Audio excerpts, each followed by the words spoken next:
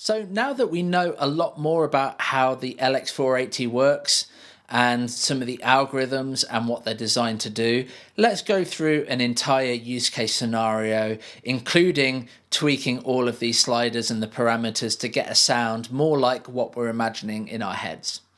Now, just a disclaimer here, this video is not meant to be this in-depth description of each of the different parameters and what they're designed to do. There's plenty of that on each of the individual videos on the Relab Learning Center.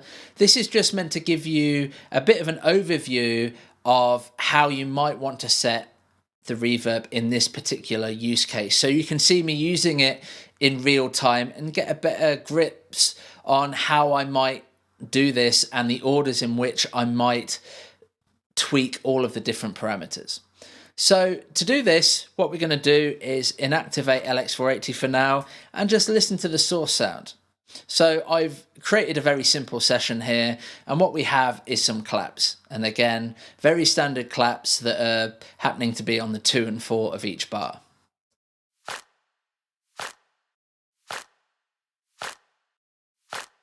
And that's made up of two sounds. We've got this more staticky sound here, so a kind of fizzy, more full band thing. And we've got a more traditional hand clap here. If you listen carefully, you might actually hear that that's got a little bit of a platey style reverb on it already. So we're going to be enhancing on top of that. So listening to this, what do we want to do?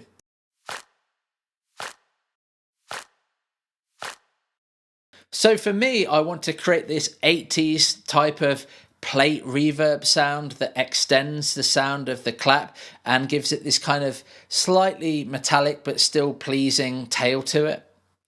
So to do this, let's reinstantiate and load it back onto the default settings. Now it's back on the default. Let's set this from scratch. So I don't really need the dual engine capabilities, so let's make sure it's on single engine mode, which it is. And the next thing I want to do is load it up on the plate room algorithm. And now I want this to sound much more like a plate than a room. And before we get to doing things like adding more high end, making sure it builds up more quickly, the first thing I want to do is actually get the size of the space right.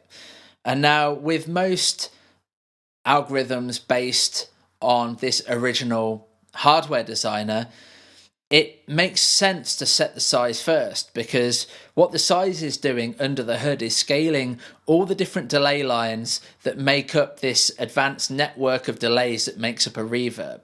And so by setting the size first, what this is doing is creating the overall sense of how big the space is. And you'll see that when I change the size parameter here, the range that my reverb time can be changes as well. So the very minimum amount when the size is 31 is 180 milliseconds. So let's move this down. And now with it all the way down, when the size is 4, I'm getting 20 milliseconds. And the same on the top end of the range. So I can get a maximum of 6.53 seconds when the size is 4. But let's go all the way up. And then I get 63.3 seconds. So it makes sense for me to fine tune the size first and then fine tune the reverb time and other parameters after. So I'm going to leave this in the default middle position and change the size until it feels right to me.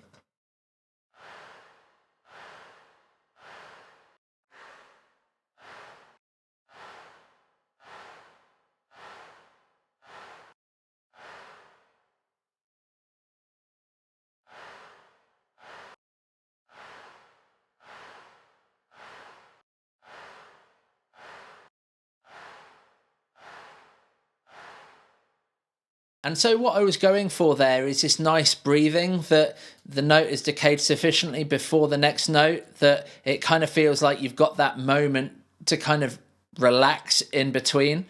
And so the next thing I'm going to do is fine tune the reverb time to just make it a touch longer than it is.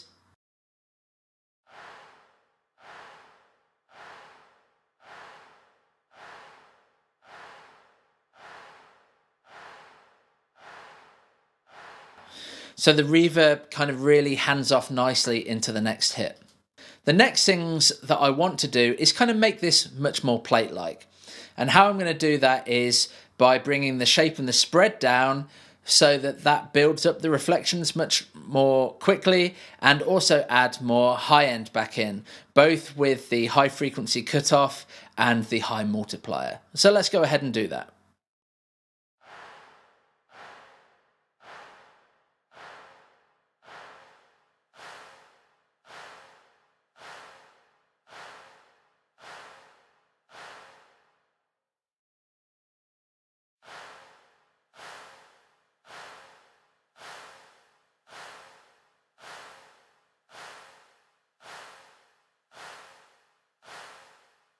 So that sounds much more like a plate to me.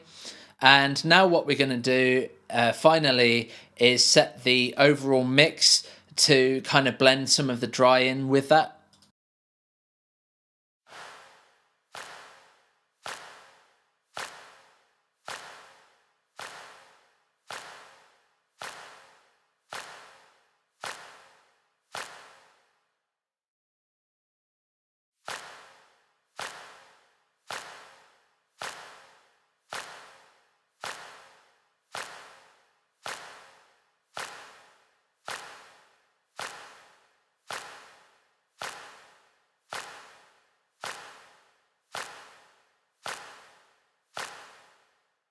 And so that gives me quite a nice plate sound that kind of hands off between notes. So let's inactivate that and reinactivate it so that you hear it with and without.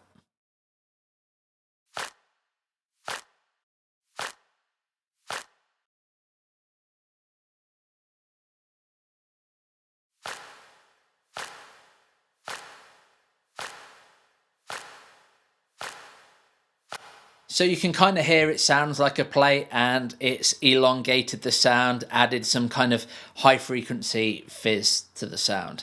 So that is a really quick introduction to how I might tweak the parameters of LX480 in this particular use case scenario. So hopefully that gives you a really good idea in using LX480, the different decisions you might want to make while setting it, and also gives you something to start experimenting with. Thank you for getting through all of these videos, and feel free to watch any more of my videos on the Relab Learning Center. A lot of them are much more specific and directional than this, and can give you some specific guides on any of the individual parameters, as well as how to use them in certain use cases. So please take the time to get into them. And if you have any questions on any of these videos, feel free to write in the comments on the Relab community and get involved.